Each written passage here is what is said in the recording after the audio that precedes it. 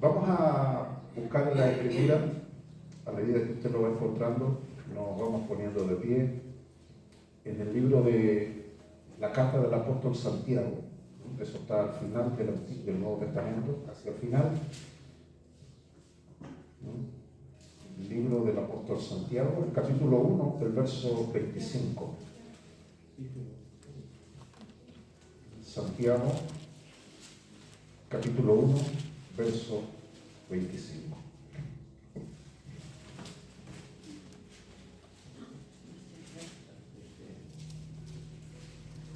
Tema de vida cristiana. Usted va a tener algunos consejos de la palabra del Señor para andar más derecho. Santiago, ¿no? Libro de Santiago, el capítulo 1, el verso 25. Ok, habiendo encontrado la palabra del Señor, le vamos a dar lectura entonces a la carta del apóstol Santiago, el capítulo 1, el verso 25. En el nombre del Padre, del Hijo y de su Santo Espíritu. Amén. Santiago 1, 25. Mas el que mira atentamente en la perfecta ley, la ley de la libertad, persevera en ella, no siendo oidor olvidadizo, sino hacedor de la obra. Este será bienaventurado en lo que hace. Amén. Tome su asiento, mis hermanos. Hemos orado, hemos cantado al Señor en esta mañana, que hemos llegado aquí a darnos cita a esta reunión dominical. El apóstol Santiago, también conocido como Jacobo, era hermano de Jesús. Derivó después, incluso en un cargo muy importante en los primeros cristianos de la iglesia que había nacido en Jerusalén. Y sin duda su carta, aunque tiene pocas letras, poca extensión en cuanto a escritura, contiene asuntos que son sumamente importantes para el creyente hoy en día. Hay muchas personas que están extraviadas. Perderse es fácil. Me refiero en la fe, en el Evangelio.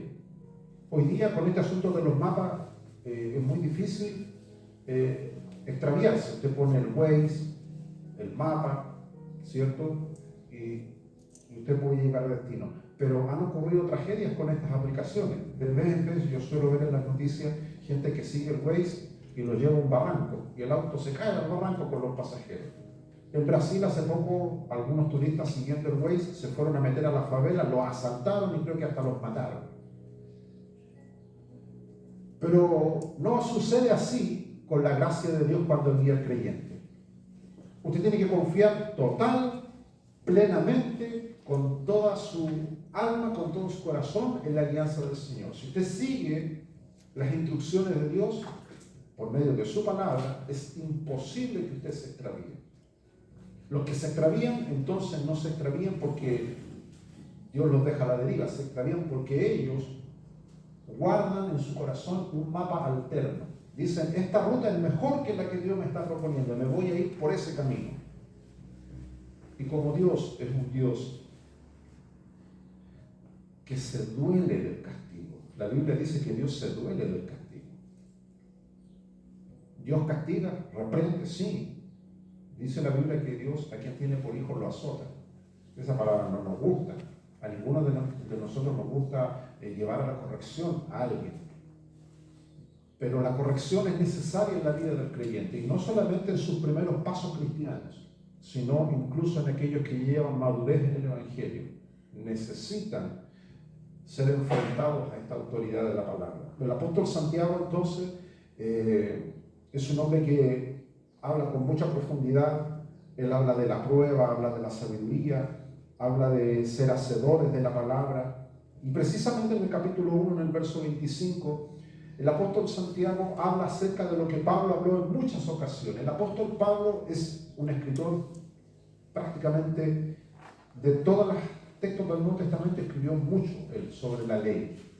Y no voy a hablar tanto en eso ni profundizar en eso, pero todo cristiano evangélico, todo conocedor de la palabra, en su vida cristiana en alguna ocasión se encontró con esta palabra o esta frase, la ley de Dios, en el Nuevo Testamento. Y también provoca confusión en muchos cristianos. ¿Por qué razón? Porque asociamos este término a la ley judía, a la ley que Dios le dio al pueblo judío, al hebreo. Pero aquí nos vamos a dar cuenta de algo muy sencillo. El apóstol Santiago, como lo dijo Pablo y otros apóstoles, ellos hacían referencia a una ley distinta. Para un judío, usted conversa con una persona judía, hebrea, ellos están divididos en muchas ramas. Están los judíos ortodoxos, los más liberales, están los judíos que simplemente no creen en Dios, los existen. De hecho, nosotros cuando oramos por Israel, oramos por una nación en fe. Pero si usted ve la noticia, Israel es un antro de perdición. Sodoma y Gomorra es un poroto al lado de lo que es hoy Israel. Los grandes desfiles de los movimientos libertarios sexuales se exhiben en Jerusalén y en las calles de Tel Aviv, a vista y paciencia de todo el mundo. Hay mucha gente judía que es anti-Dios, aborrece a Dios.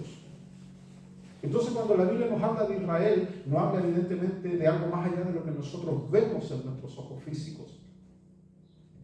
Estos hombres vivieron y ministraron en esa nación, en esa zona. Y ellos conocían muy bien a un personaje llamado Moisés. Moisés, guardando las proporciones, era el equivalente a lo que hoy son los libertadores de cada nación. Cada nación, Perú, Chile, Colombia, Venezuela, a los niños en los colegios les enseñan, este es el padre de la patria, ¿cierto? Aquí en Chile nos enseñan que don Bernardo Higgins prácticamente está en un sitial de honor porque se le dice que es el libertador de la patria. No voy a entrar en política, pero se sabe y se entiende de que estos hombres, muchos de ellos, prácticamente todos eran impíos hijos del diablo. Basta leer cualquier libro de historia, estos hombres eran asiduos consultores a hechiceros, a pitonizos, practicaban lo que se le conoce la necromancia, el contacto con los muertos. Eso está documentado en libros de historia que hablan hasta la saciedad de eso. Pero eso no es algo que ocurrió antes, sigue ocurriendo. Sigue ocurriendo. Muchos políticos, la gran mayoría de los políticos, están enquistados con una ceguera espiritual brutal en sus corazones. Ahora usted dirá, pastor, eso, ¿qué tiene que ver conmigo? Es que de ahí Dios nos sacó, de la oscuridad y de la tiniebla. Ahora usted dirá, pastor, veo con un puro ojo, pero por lo menos ve.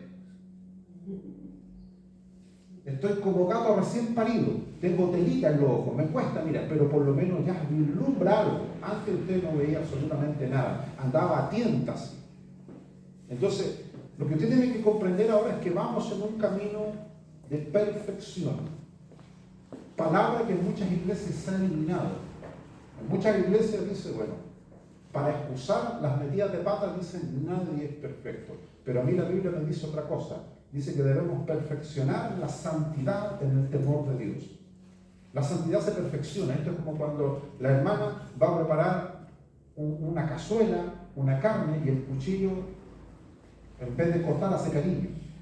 ¿Y qué le dice la vieja al viejo? Le da la orden.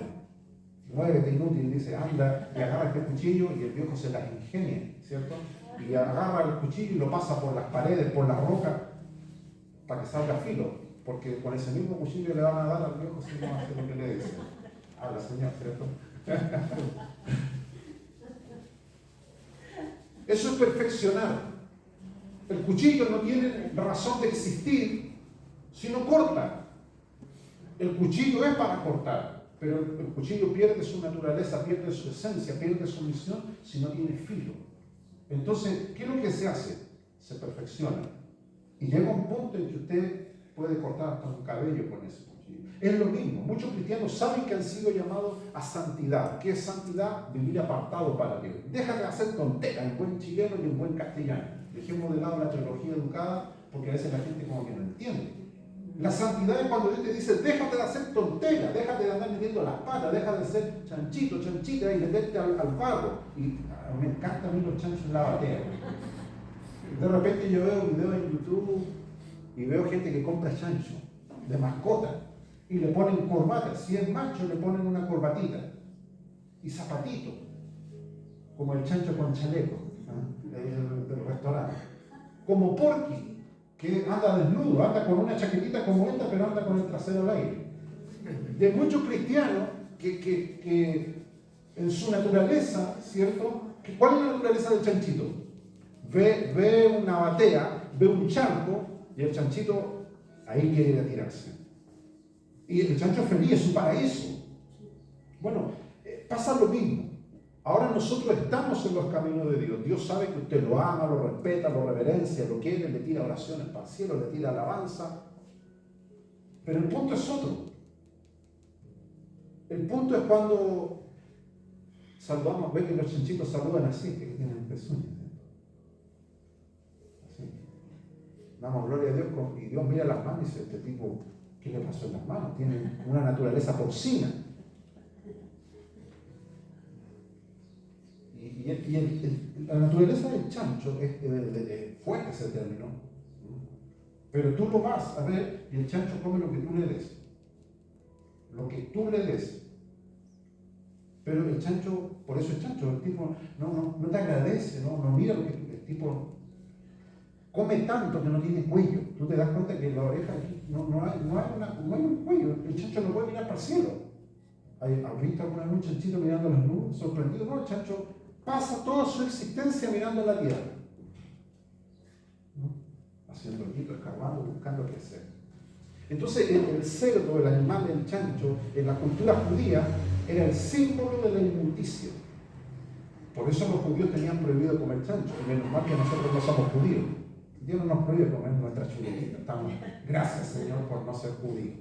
Pero fuéramos judíos, de nacionalidad judía, estaríamos sujetos a las reglamentaciones alimenticias de ellos. Y muchas cosas nos estarían prohibidas.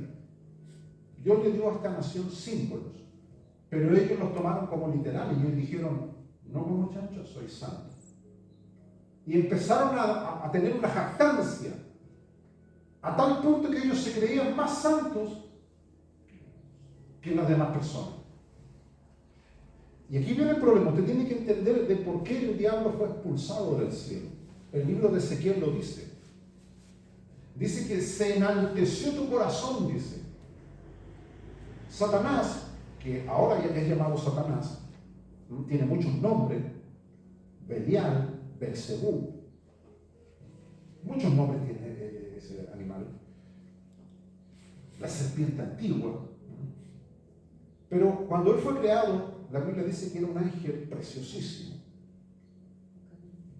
Querubín. Dice que era un querubín. No era un serafín, no era un arcángel, era un querubín. Y pertenecía a una estirpe de ángeles que eran los protectores. Por eso el texto dice, oh querubín protector.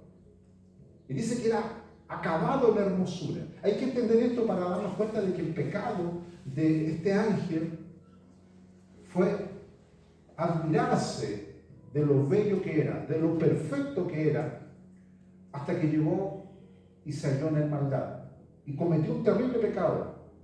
Abdías lo dice, pondré mi trono al lado del trono de Dios. Y ese pecado es el que se ha metido en muchos cristianos, sobre todo en iglesias pentecostales. No hay problema en decirlo. Si me ve algún hermano pentecostal, ¿qué les enseñan a ellos? Hermanos, que tienen que andar con unas faldas como monjas y unas chascas largas. Tienen que andar como, a veces son bonitos los hermanos Macana, que eran unas pelusas llenas de pelos, ¿sí? Y le enseñan a la gente cosas que, haciéndolas, dicen ellos, van a alcanzar la santidad. Usted no va a alcanzar la santidad ni la pureza por dejar de hacer algo. Yo no soy santo por andar agarrando a cualquier mujer que se me cruza en el camino, o por no fumar o por no tomar. No por eso voy a ser santo. Hay mucha gente que no es cristiana y que por ética moral nunca ha hecho esas cosas. Y no por eso van a ir al cielo. Porque nadie entra al cielo por ser bueno o por seguir conductas morales. Entonces, ¿qué es la santidad? Es algo que viene de adentro. Es lo que Jesús le explicó a los líderes religiosos. Ustedes tienen un problema, le dijo. El vaso está por fuera, se ve limpio. O sea, cumplen con ciertas actitudes que la gente va a decir, esa persona es cristiana. Pero por dentro, Jesús dijo, ustedes están llenos de huesos muertos. Entonces nos puede ocurrir exactamente lo mismo. El apóstol Santiago en el capítulo 1, verso 25 dice, mas el que mira atentamente en la perfecta ley. El apóstol habla de una ley perfecta, no como la ley que se dio en el Sinaí. Por eso hablo de los judíos, porque a ellos se les entregó una ley. Que después, según las tradiciones de los rabinos que ellos tenían, derivaron en una maraña, en un enredo de leyes que para la época de Cristo eran tan absurdas que ni ellos podían cumplirlas. Por eso Jesús les dice: vosotros atáis cargas pesadas en los hombros de las personas, cosas que ni ustedes pueden cumplir. Entonces volvemos al punto cero. ¿Por qué Dios la ley? Pablo dice en Romanos que la ley era santa y era buena, y era nuestro ayo, nuestro guía a Cristo, pero se refiere a los judíos. Nosotros nunca vamos a estar sujetos a la ley de Dios, a la ley de Dios que le dio al pueblo de Israel. Los judíos hasta ahora, los que son practicantes, cumplen con la ley. Una vez fui a Buenos Aires, a un seminario muchos años atrás, y vi un McDonald's. Y quise entrar, y no me dejaron entrar porque era un McDonald's judío, que estaba todo lo que se cocinaba, las ricas hamburguesas McDonald's, bajo la ley kosher, que es la ley de la preparación de los alimentos judíos de acuerdo al libro de Levítico. Muy estrictos, muy estrictos. Pero nosotros no estamos sujetos a esas leyes. Porque si estuviéramos sujetos a esas leyes, cometeríamos el mismo pecado del pueblo de Israel. Hermano, no come chancho. El hermano come chancho es indigno. Hermano, yo no hago esto. Hermano, hago esto. Y nos guiaríamos por un catálogo. Ese era el problema del pueblo de Israel. Lo que Jesús vino a hacer es enseñar a la gente que el pecado se mira en algo que se llama el corazón. Ahí es donde se esconde el pecado. Y el pecado no es la acción es el resultado. Yo he conocido personas que no tienen manos y son ladrones. No tienen manos, así, sin manos. Los tipos son ladrones porque en su corazón codician lo ajeno. Entonces nos damos cuenta que el pecado es algo que está ahí escondido y que en cualquier momento puede hacer aparición si nosotros como cristianos no entendemos lo que dice el apóstol Santiago, capítulo 1, verso 25. Mas el que mira atentamente la perfecta ley y explica la ley de la libertad. ¿Qué es la ley de la libertad? Jesús lo dijo: vosotros seréis verdaderamente libres si el Hijo os libertare. No hay libertad fuera de Cristo. Por eso, como pastor, como obispo, como maestro, como su hermano en Cristo, le puedo decir con toda certeza y con toda seguridad que muchas iglesias están en el despeñadero o a punto de caer, porque lo que ofrecen es un evangelio falso, contaminado. Pablo también lo dice en otra de sus cartas: prometen libertad, pero ellos mismos son esclavos. No puede haber libertad fuera de Cristo. Piensa tú cuántas iglesias hablan de que a la gente le prometen libertad espiritual, beneficios espirituales, pero se omite totalmente el sacrificio redentor de Cristo. Examine usted lo que ocurre en muchas iglesias. Aquí en Chile ha habido una explosión de iglesias que son muy llamativas, pero no pasan por el sedazo bíblico. Voy a hacer tal vez un término fuerte en puro chilenismo puro. Pura carne para la parrilla. Eso es lo que son. Y usted mira, pastor, ¿estás buscando? No, he estado en esos lugares, he ido a esos templos. ¿Qué piensas tú que si vas a un templo, el pastor está predicando pura tontera, estoy aburrido, me voy a jugar pula a la país?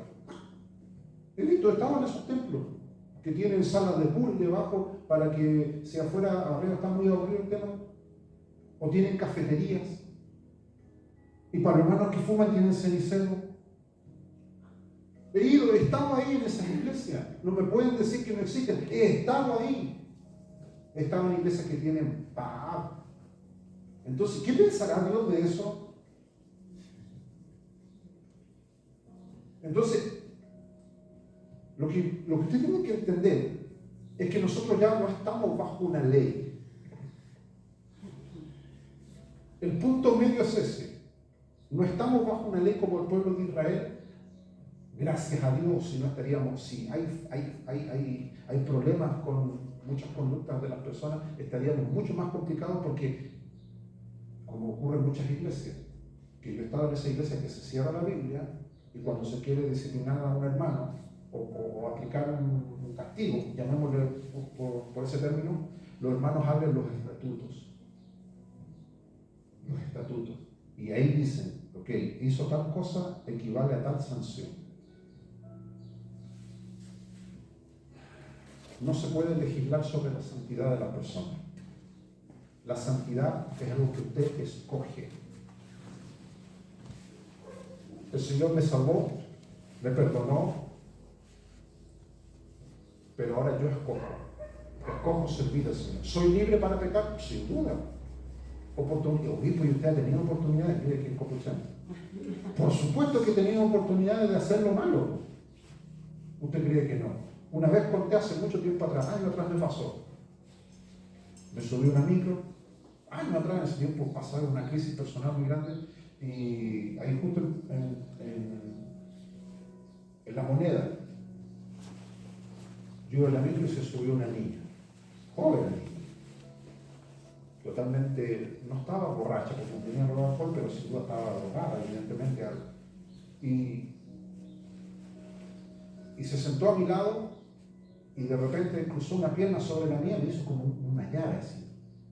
Y yo intenté zafarme y después, cuando hice eso, me agarró por el cuello y se fue todo el camino así. Yo dije, Señor, he pasado por montones de pruebas, pero esta cuestión ya, ¿cómo me zafo de esta impía hija del diablo?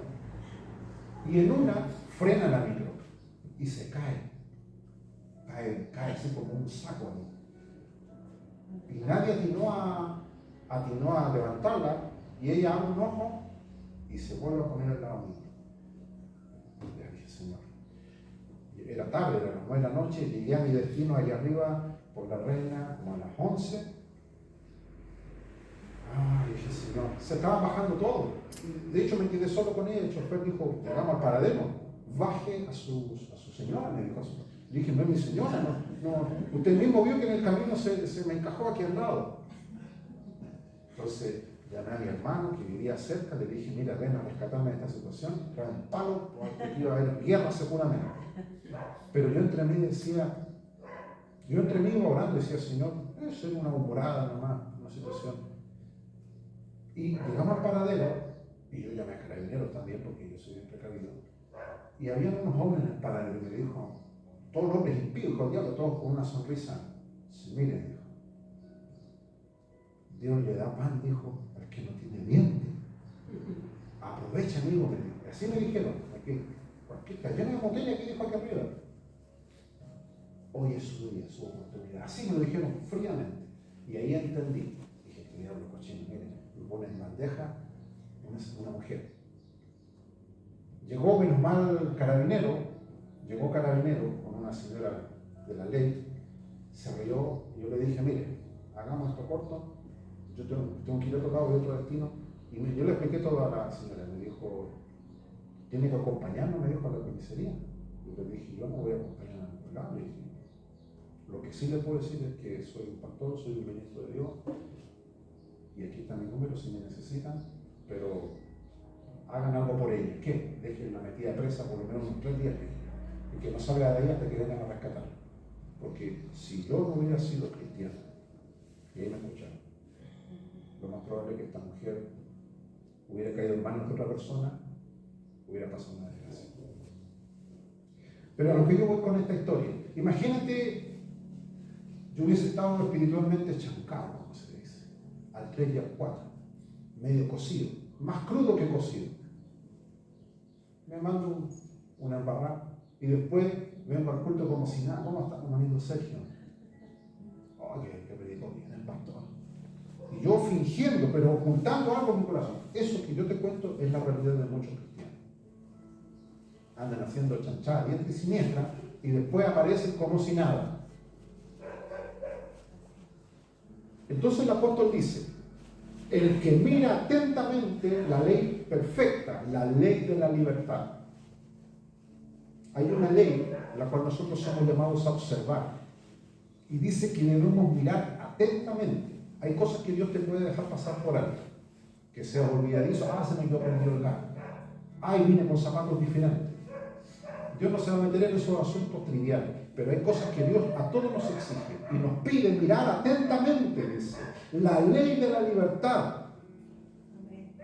Cuando Dios te llamó, el primer día que tú llegaste a Dios, hiciste confesión de pecado, profesaste el nombre de Cristo en tu boca. A partir de ahí, la Biblia dice, según el profeta Jeremías, escribiré, dice, ya no la ley en tablas de piedra, sino la escribiré en su corazón. ¿Cómo sabes tú que estás en la ley de la libertad? Porque ahora tú recibes una amonestación. El Señor te amonesta. Conozca la palabra o no la conozca, el Señor te dice, ya, póngase las pilas, mijito. ¿Cómo está haciendo? Ay, disculpe, Señor. Y tú te enderezas. El Señor te amonesta. Te hace entender de que tú estás bajo una ley que es la ley de la libertad. Piensa en esto. El pueblo de Israel no tenía una ley de la libertad. Ellos no tenían noción. Tenían que hacerlo bajo pena de muerte. Muchos de los mandamientos que Dios le dio eran bajo pena de muerte. En cambio, ahora Dios te da la ley de la libertad. Tú puedes escoger. Antes eras esclavo del pecado. Eras esclavo, no tenías opción. Pero ahora tú escoges. Y estas oportunidades que el diablo a veces hace para que una persona transgreda los mandamientos de Dios, no los de la ley, sino los mandamientos que están en tu corazón, el diablo ahí es donde nos quiere llevar, desviarnos a eso. Dice, mirar atentamente la ley de la libertad, y dice, y persevera en ella. Usted debe perseverar en la libertad que Dios le dio. Porque el diablo te va a llevar al lado contrario. Te va a llevar a que tú seas esclavo de lo que hacías antes. Entonces ahora usted tiene que perseverar en la ley de la libertad. Gracias, Señor. Este día, la ley de la libertad que usted puso en mi corazón, la voy a usar para escoger sabiamente. Sabiamente. Por supuesto que existe una presión terrible sobre nosotros, sobre todo los parientes ahora que vienen estas fiestas. ¡Ah, qué fome! Ya no chupa como chupaba antes. Ya no toma, ya no fuma. O ya no hace la maldad. Ahora cuando usted profesa fe dentro de su familia, la gente te pone una presión terrible sobre tu vida. Te la pone. Te puede decir muchas cosas que te pueden herir o lastimar. Pero usted manténgase dentro de esa libertad que el Señor le dio. Ahora, ¿cómo debo perseverar? ¿Cómo persevero? Dice, no siendo oidor olvidadizo. Y ahí va el problema que a todos nos afecta. Oído y memoria. Y no tiene nada que ver con la edad. Aquí Pablo nos está hablando de que tenemos que ir al hospital para que nos den un remedio. Dice, no siendo oidor olvidadizo. Lo que usted oye queda almacenado en el cerebro, ¿cierto? Eso es lo que nos enseñan en la medicina. Y dicen de que hay que tener cuidado porque un golpe en la cabeza nos puede provocar un problema. Pero aquí el apóstol nos está hablando del cerebro. Porque usted puede guardar información aquí. Y hay mucha gente que es muy sabia en este mundo. Sabios, tienen mucha información, pero son unos completos ignorantes de la palabra de Dios. Entonces, cuando aquí habla de ser oidor, olvidadizo, la palabra olvidadizo, su traducción más correcta es que no le toma el peso. O sea, oye la palabra de Dios, pero la persona es como cuando sus hijos, que eran pequeños, ¿cierto? No le tomaban el peso a la autoridad de su palabra. ¿Y qué le decía a usted? No me provoque, porque me vas a conocer. El niño queda pensando, pero ¿cómo voy a conocerla si yo la conozco? Pero usted, ¿a qué le daba a entender? Me vas a conocer en un área que nunca me viste conocer. Porque usted se ofusca, usted quiere que el niño o la niña lo respete. Entonces el texto dice que debemos perseverar en la ley de la libertad. ¿De qué manera dice? No siendo oidor olvidadizo, sino hacedor de la obra. Entonces hay dos tipos de cristianos. El que oye y es olvidadizo, ¿no? Y el que oye y hace la obra. Usted dirá, pastor, explíqueme de manera más detallada cuál es el problema de ser oidor olvidadizo.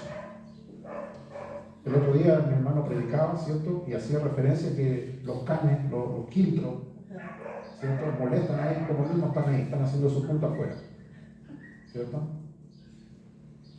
Y el problema con todos nosotros, y a los pastores les enseño esto cuando yo hago charlas con ellos, digo, tú tienes que aprender a concentrarte. Tienes que aprender lo que tenía Jesús. En la barca se estaba por dar vuelta y Jesús dice que estaba ahí con un tuto ahí durmiendo. Jesús no estaba, no están en pastillas, tengo que tomar pastillas, me estoy poniendo nervioso. No, Jesús dice que estaba tranquilo. Y los tipos que eran pescadores estaban muy nerviosos. Jesús se concentró en algo. Tenía un control. Uno de los frutos del cristiano es el dominio propio. Las cosas, hermanos, nunca van a suceder como usted quiere. Punto uno, lo primero que tiene que aprender, las cosas no van a suceder como usted quiere, sino como Dios quiere. Y para que usted entienda eso, tiene que tener dominio propio. No que lo domine, o que usted domine a otro. No, porque es fácil, ¿cierto? Que usted quiera dominar a otro o que usted lo domine. No, dominio propio. Que usted mismo diga, ¿sabe qué? Tengo que, estas áreas de mi vida, ponerle un control, un atajo. Y una de las cosas es ser oidor olvidadizo. Me olvidé dónde dejé las llaves. Me olvidé dónde escondí esos billetes para que no lo agarre la señora. Yo he visto a los matrimonios que pelean por eso. El viejo esconde los billetes y después le echa la culpa a la señora y la señora es la última en enterarse que habían escondido billetes. Pero ahí viene, me olvidé, dice. Entonces, pasa mucho de que nosotros sabemos que no debemos transgredir esta ley de la libertad. ¿Y por qué entonces se nos olvida? Porque aquí viene la distracción. El diablo es maestro en distraernos. Cuesta, imagínense que nosotros somos adultos, a los niños, pobres niños en el colegio, a la chiquitita, la panderita que se la llevaron recién. ¿En qué curso va? No creo que no haya ningún curso. Al jardín. Y las tías, ¿qué se quejan? Pero que parecen ranas los niños, que saltan de aquí, que saltan para allá. Mantener a un niño se da quieto, hermano, es imposible. Porque el niño está explorando recién el mundo. Uno deja por allá, un ojo por allá, y explora todo, quiere absorber. El niño no sabe, no entiende lo que es la concentración. Y los papás, cuando no lo entienden, los cachetean. Pero el papá tiene que entender de que el niño está explorando. Para el niño es un mundo desconocido y quiere todo. El niño no entiende de que no va con el tenedor. Una vez mi hijo chiquitito, explorando con esa andanza, con un tenedor ahí directo al enchufe. Si no intervengo, estaría tocando el arpa en el cielo. ¿Cuántos accidentes han ocurrido por eso? ¿Y qué es lo primero que los niños empiezan a aprender en el colegio? Uno diría, pero ¿por qué tantas horas en el colegio? La disciplina de la concentración. Cosa que a nosotros los cristianos no le tomamos el peso. A muchos cristianos les sucede que cuando van a orar, se les enciende como el piloto en la cabeza, ¿cierto? Y empieza a pensar puras tonteras. ¿A usted le pasa? A mí también me pasa. Cuando usted quiere concentrarse, el diablo le prende adentro la tele, le prende el horno, le prende la radio, le pone música de perro, todo, y usted tiene una tormenta en la cabeza. Y uno dice, pero Señor, ¿qué me pasa? Bueno, lo que pasa es que usted tiene que desarrollar esto de concentrarse. Toda distracción, usted no puede eliminar las distracciones. ¿Se imagina un bombero distraído? El incendio se está quemando aquí, el bombero tirando agua a las plantas. Al bombero le meten en la cabeza, si tú quieres ser bombero, el fuego es tu enemigo. Si luego una fogatita, tienes que ir a apagarla. El tipo tiene que concentrarse. Entonces, lo que nosotros no entendemos en términos espirituales es que el diablo, y la Biblia lo dice, lo hemos leído en muchas ocasiones, dice que el diablo se viste como ángel de luz. Ese es el gran problema del cristiano. El diablo no va a andar con una cola, con olor a azufre, ni con los cachos mostrándose a nosotros. El diablo se viste como ángel de luz. Se camufla. Se camufla. Entonces usted debe pedirle al Señor ayuda para poder cumplir lo que dice Santiago 1:25. No ser oidor olvidadizo, sino hacedor de la obra. Y usted dirá, bueno, pastor, ¿y qué saco con todo esto? Con todo esto que usted me dice. ¿Qué provecho tengo yo? El texto lo dice. Si tú haces todo esto, serás bienaventurado en lo que hagas. La palabra bienaventurado significa sumamente feliz, dichoso. ¿Por qué el diablo logra que muchos cristianos tomen natre todos los días? El natre es una porquería que en el sur le dan a los que están resfriados, ¿cierto? Es terrible el natre. A mí una vez me dieron y en verdad hizo efecto. Me duró como 5 años el efecto que no me entró ningún resfrío. Pero el natre es un brebaje para valiente.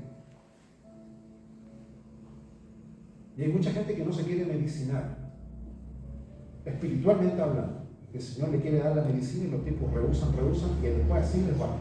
Entonces, el texto es claro, dice que seremos bienaventurados en lo que hacemos, seremos dichosos. ¿Usted quiere ser dichoso? ¿Quiere ser bienaventurado? Bueno, lo primero que tiene que hacer es mirar atentamente la ley perfecta, la ley de la libertad. ¿Por qué el apóstol dice la ley perfecta? Porque no se le puede añadir nada más. Es perfecta, no tiene errores. A diferencia de todas las otras leyes humanas que eran para las conductas de los hombres, la ley de la libertad es perfecta. Para ir terminando, siempre lo he dicho esto, no hay momento más puro en la vida del creyente que los primeros minutos, las primeras horas, cuando hicimos nuestra primera confesión de fe, la primera vez que nos acercamos a Dios de verdad. Pueden haber habido muchas veces, pero hubo una vez en la cual, y ese momento es el más puro de todos. Y a veces lo que nos falta es volver al primer amor. ¿Qué es lo que Dios le dice a la iglesia en Apocalipsis? Vuelva al primer amor. Algunos hermanos agarran ese versículo para volver con la primera polola que tuvieron, son pillos. No se refiere a eso. Algunos sacan los textos fuera de contexto. No. El primer amor es ese encuentro que tuvimos con el Señor la primera vez. Yo me recuerdo la primera oración que hice siendo niño. Y a nosotros no se nos debe olvidar. Cada vez que el diablo te venga a rondar, usted tiene que volver a ese primer amor. El diablo te va a querer presentar una batea, un charco. Y como siempre digo, usted va a querer meter una pura chuleta, ¿no? Así lo poquitito, así como tanteando. Ahí está frío, el barrito está rico. Pero no, cuando el diablo lo tiente, usted tiene que decir, Señor, gracias por esta libertad que usted me dio. Gracias porque hoy no soy esclavo del pecado, puedo escoger y escojo hoy servirte. Ahora, en este transitar, mi estimado hermano, debemos meditar que la ley de Jehová es perfecta. La ley de Jehová es perfecta. La ley de la libertad que Él nos dio es perfecta. ¿Por qué? Porque está firmada con su sangre. Yo he visto a mucha gente que le han sacado dinero de los bancos falsificándole la firma. Porque la firma es autoridad. Anda con un cheque en blanco, hermano Sergio, me lo firma. ¿Y a cuánta gente le han sacado sus casas, sus propiedades, usando su firma? Y la gente después va a alegar, es que yo no firmé, pero es que su firma, usted lo firmó. Cuando hablamos de la ley de la libertad, esa libertad que tenemos nosotros fue firmada con la sangre de Cristo, por su vida. Y en el mundo espiritual los diablos lo saben, hermano. Por eso, hay un tema conectado, un versículo que es muy importante. Por eso Jesús dice que le dio poder a los apóstoles, sobre todo poder del enemigo. Porque cuando tú vas a una batalla espiritual y un diablo, un demonio te quiere oprimir, tú sacas tu certificado de libertad, así como hay certificado de antecedente, certificado de vehículo, de nacimiento, de matrimonio, usted anda con su certificado. Y cuando el diablo, el espíritu, el demonio ve que ahí dice que tú estás libre, los demonios se van a ir. Eso dice el mismo apóstol Santiago, resistid al diablo, ¿y qué dice? Y huirá. Pero hay mucho más, pastor, el diablo no me deja tranquilo. Duermo con el diablo, con la diabla, dicen algunas familias.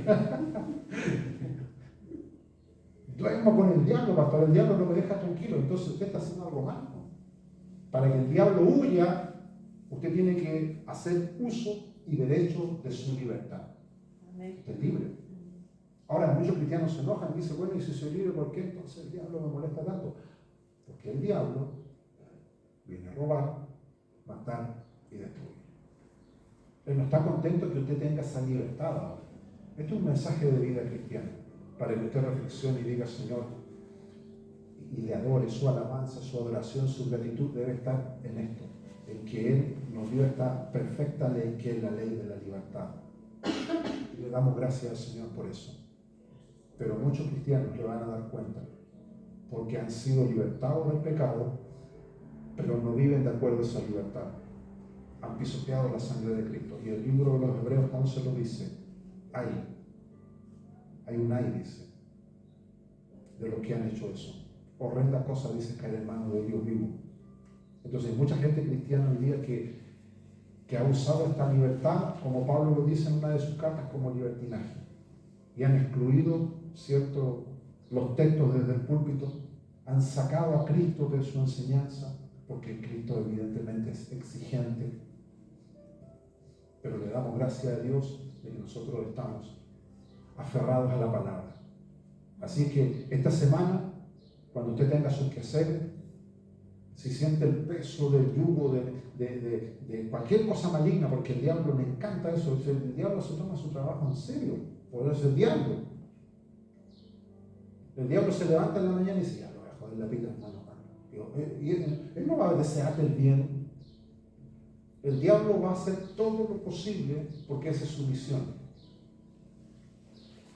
Pero cuando tú estés en ese carril, usted diga, mira diablo,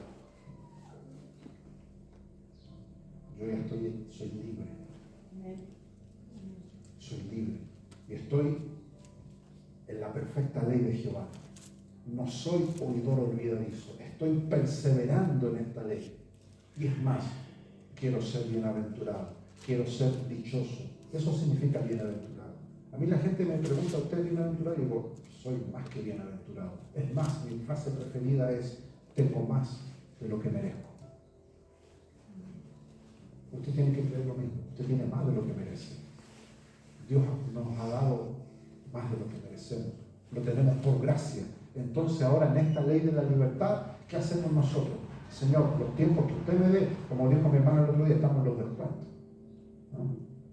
Pero el tiempo que nos quede, a veces yo veo los futbolistas, terminan los 90 minutos reglamentarios y aparece esa pantalla. Les dan 3 minutos y los tipos quieren hacer en 3 minutos lo que no hicieron en 90 minutos. Quieren meter 10 goles en 3 minutos. Quieren ganar, pero ya están cansados, agobiados. Y así pasa con muchos cristianos. Llegan a la rastra. Señor, regálame unos minutitos. Y el Señor le da de yapa por misericordia y los tipos quieren hacer maravillas. Por eso la Biblia dice que debemos andar sabiamente, redimiendo el tiempo. O sea, usted no puede perder su tiempo en cosas que a usted espiritualmente lo agobien, lo agoten. Con esto no quiero decir que todos nosotros vamos a ser unos supermanes, unos invencibles, no. Pero cuando usted se sienta a punto de fallecer, usted hace uso de esta ley de la libertad, que es maravillosa. Cuando Jesús dijo, vengan a mí, vengan a mí. Todos los que están, dice, llenos de cansancio, yo los voy a hacer descansar. Dice, yo, dice, los voy a hacer descansar. ¿Por qué? Porque son estos privilegios que tenemos los que hemos sido oidores, pero no olvidadizos. Yo me acuerdo, Señor, yo le digo, Señor, soy oidor y no me he olvidado, está aquí. De hecho, cuando yo voy a orar, voy con mi Biblia abierta y el Señor ya sabe, ya este tipo de amigo dice, me va a mostrar lo que está escrito y le digo, Señor, mira, aquí está. Y mis lágrimas caen sobre esta página y le digo, aquí está, Señor. Su palabra lo dice. Entonces, cuando tú conoces esta ley, tú lo que le puedes decir es, Señor, el tiempo que me quede por delante no quiero darte problemas, Señor. Pero usted me ayuda. Yo pongo mi parte y usted me ayuda. El pueblo de Israel, hermano, fracasó. Todos ustedes conocen la Escritura. El pueblo de Israel fracasó en la misión que Dios le dio, que era conquistar la tierra prometida. Fracasó rotundamente. Lo primero que Dios le dijo, no se casen con mujeres de Canaán. Y lo primero que hicieron los tipos fue andar buscando pololas filisteas. Y después vino el hundimiento de la nación. Pero nosotros no somos el pueblo de Israel, somos la nación de Dios. Pedro lo dice, nación santa, real sacerdocio, somos la iglesia. Y la iglesia va a cumplir su misión. La iglesia va a salir victoriosa. ¿Y por quién viene Cristo? Dice que vendrá por su iglesia. Que ya no tendrá manchas y no tendrá arrugas. Las poquitas manchas y arrugas que van quedando, téngalo por seguro que van a salir. Téngalo por seguro. ¿Qué son las manchas y las arrugas? No son las que están en la piel, no se refiere a eso, se refiere a las manchas y las arrugas de las vestiduras. Que Dios no las entregó manchadas ni arrugadas. Es el diablo el que se encarga de manchar la vestidura. Y usted se da cuenta, yo me doy cuenta cuando hay fiesta de gala y las damas van de blanco o de un color precioso. ¿Y cómo comen ellas? Agarran la cuchara así de lejos, así, para que no les salpique algo en la ropa. No, porque una mancha se va a ver, dice. Y hay muchos cristianos que ustedes, si lo vieran espiritualmente, andan todos salpicados. Se parecen a la frutillita, esa que una llena de pecni. Y ellos piensan que están bien. Estoy a la moda, dicen. Le hice unos arreglos a los vestidos que el Señor me dio. Usted no puede meterle mano ni meterle tijera a la vestidura que Dios le dio. Y la Biblia dice que todos somos vestidos por la justicia de Dios. ¿Qué es la justicia de Dios? Lo que es recto, lo que a Él le parece bien. Usted ahora no puede andar como a usted se le ocurre, pero ahí es donde el diablo nos tienta. Sí, ¿para qué tienen que? ¿Para qué hace lo que tú quieras? Esa es la voz sutil del diablo, cuando nos quiere a todos, hermano. El diablo a todos nos quiere llevar por ese camino.